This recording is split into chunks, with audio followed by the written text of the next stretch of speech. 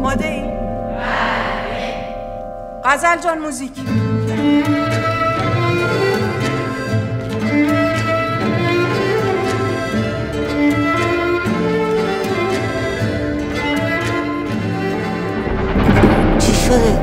چی شده؟ همون همیشگی.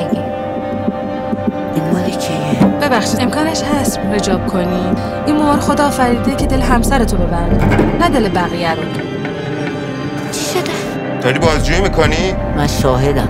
در مورد توهماتتون هیچ جا با هیچ کس حرف نمیزنی. فقط گفتن خفه شم.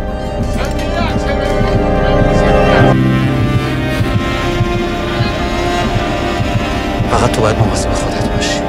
یعنی چی؟ چطور همین حالا از همینجا بپری پایین؟ خیلی از هم فکرات خراقبتشون به اینجا ختم میشه. اون وقت جواب خدا رو چی میدین؟